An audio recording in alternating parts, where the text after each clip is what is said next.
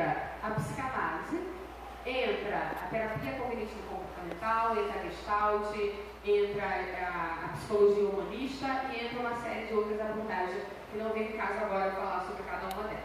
A minha é terapia cognitivo-comportamental, que é uma sigla chamada TCC, terapia cognitivo-comportamental. Cognitivo lembra alguma coisa para vocês? Agora lembra, né? Então, essa é a abordagem que eu utilizo com os meus pacientes.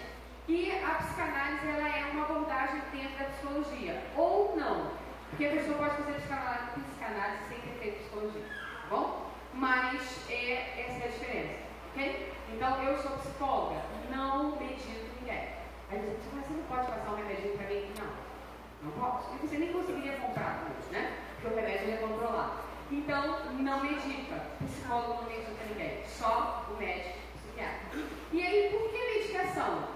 Tem o porquê da medicação? Tem. Lembra que vocês aprenderam na semana passada?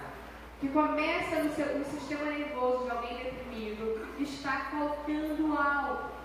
E aí, o que a medicação faz?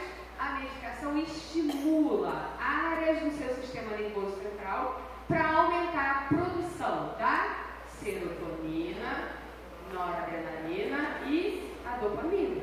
Então começa a normalizar o funcionamento daquele cérebro. Ah, mas é rapidinho? Não, não é rapidinho. Não é? O remédio demora um tempo, um prazo de no mínimo 2 a 3 semanas para começar a surtir o efeito. Tem efeito colateral? Tem. Mas precisa tomar? Precisa. Se o médico receitou. Lembra que eu falei para vocês? Não é para tomar o remédio da vizinha. Tá? A vizinha boazinha que vai te dar o remédio. Não toma. Porque quem tem que te medicar é o psiquiatra. Quer dizer, medicar quem está precisando, tá? Não, ok? Eu estou falando de maneira generalizada. Então, associado com a medicação, a psicoterapia começa a surtir o efeito. Então, as coisas elas caminham juntas, tá bom? É desse jeito. E entendeu o porquê da medicação? Tá? Existe o porquê. Se não existisse, se a medicação não surtisse o efeito, não teria necessidade. Então, vamos lá. Mas como é que diz respeito à psicoterapia? Tratando a depressão. Agora eu vou falar daquilo que diz a meu respeito. Bom? Reconstrução cognitiva. Cognitiva já foi apresentado para vocês. O que seria reconstrução? Da ideia de você construir de novo. Que pensamentos tem uma pessoa depressiva? Um pensamento totalmente negativo. Sempre negativo. Em relação a si, em relação ao futuro, em relação ao mundo. Correto? Então, qual é a proposta da psicoterapia? Reconstruir este pensamento. E é fácil? Não é fácil. É impossível? Não, é possível. Tá? As coisas não são fáceis, mas elas não são impossíveis. E depende do paciente. Não depende só do terapeuta, não depende só do psicólogo, depende também do paciente. Então, é algo que o caminho ele é junto, tá? A gente trabalha junto. Então, o que significa isso? Reestruturação cognitiva. É necessário avaliar seus pensamentos negativos e aprender a pensar de modo mais adaptativo para reduzir a depressão. Então, reestruturar o pensamento, eu não vou chegar para você e falar assim, ó, começa a pensar positivo, vamos lá, positivo, positivo, positivo. Não é assim. Né? Positivo, positivo, positivo, não é desse jeito. Reestruturar o pensamento não é simplesmente falar, vamos lá, agora vamos lá, vai ser positivo, vamos lá, pessoal desse jeito, vamos mudar o pensamento. Não. Você começa a partir daquele pensamento, reformular e começar a reestruturar a maneira de pensar em situações, junto com o paciente. Entende? Esse é o desafio. Não é simplesmente o que acontece com você que provoca as suas reações. Então você começa a falar para a pessoa o seguinte, vamos lá, vou pensar de outra maneira.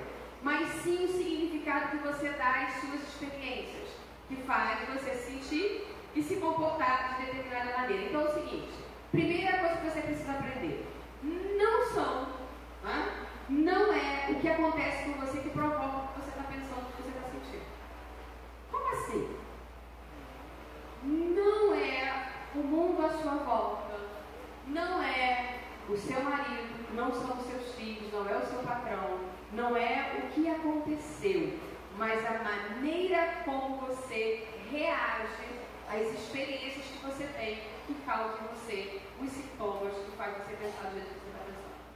Como assim? Vamos lá, vamos ver se fica mais claro.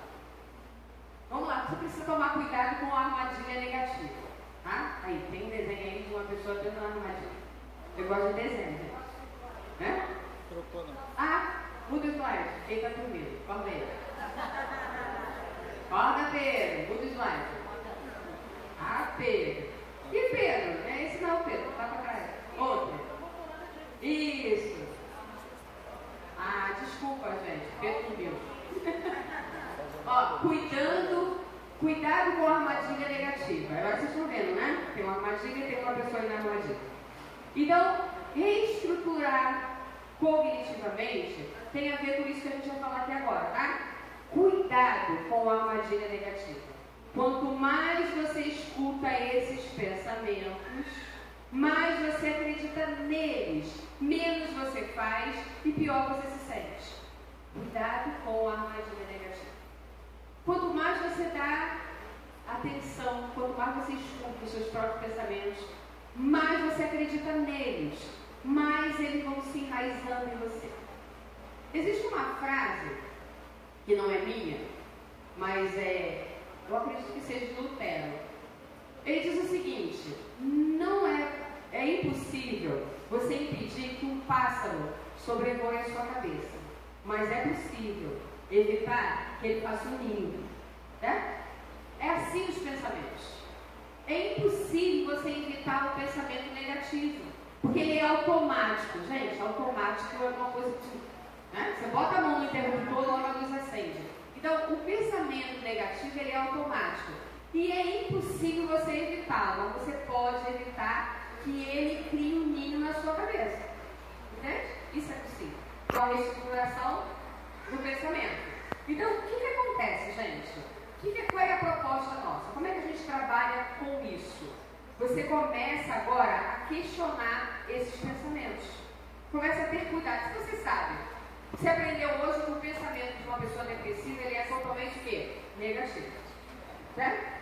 Se ele é negativo, e a gente sabe que coisas boas também acontecem, você começa a ficar atento para a armadilha. Epa, pode ser que algo esteja para me pegar. Então eu vou ficar mais atento. Isso se chama conversa consigo mesmo. Bate um papo com você. O tempo todo você fala com você, já percebeu isso? Você não bate papo com você mesmo? Né? Você conversa com você, você fala com você. Só que quando os pensamentos negativos eles estão em alta,